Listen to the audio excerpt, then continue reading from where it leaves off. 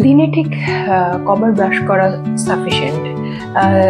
আমরা বেশিরভাগ পেশেন্টরা জিজ্ঞেস করেন কি, ডাক্তারবাবু রাত্রেবেলা যদি ব্রাশ করি তাহলে কি সকালবেলা আবার ব্রাশ করার দরকার আছে? তাদের জন্য বলি হ্যাঁ, আপনি যেমন রাত্রিরও শোয়ার আগে, খাওয়া দাওয়া করে শোয়ার আগে ব্রাশ করবেন ভালো করে, এবং সকালবেলা ঘুম থেকে উঠেও কিন্তু প্রয়োজন।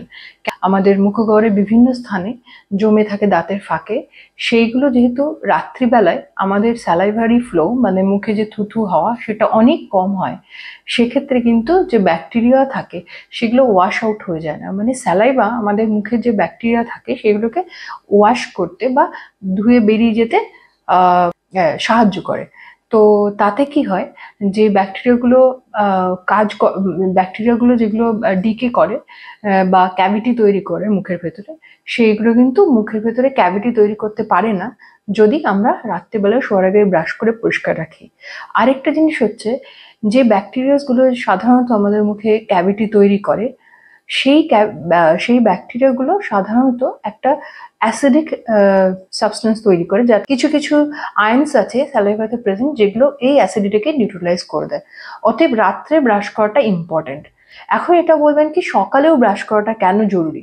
রাত্রেবেলা তো আমরা পরিষ্কার করে ভালো করে মুখ ধুয়ে ব্রাশ করে শুলাম, তারপরে তো আমরা কিছু খাই দাই না সাধারণত, তাহলে সকালে আবার কেন জরুরি?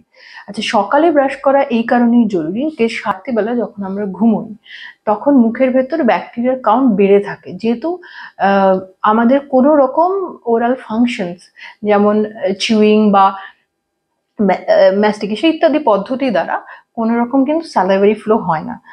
তখন কি হয়, তখন মুখে যে হ্যালিটোসিস কজ করে বা মুখে দুর্গন্ধ করে ব্যাকটেরিয়াগুলো থাকে, সেইগুলো কিন্তু তাদের প্রেজেন্স কিন্তু মুখের ভেতরে সে সময় থাকে।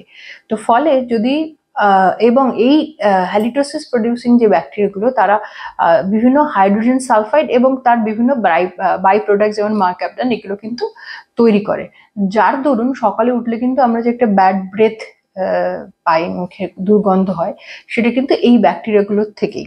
রাত্রে এবং সকালে ঘুম থেকে ওঠার পর কিন্তু দুবারই ব্রাশ করা জরুরি। আশা করি ইনফরমেশনগুলো আপনাদের কাজে লাগবে। ধন্যবাদ।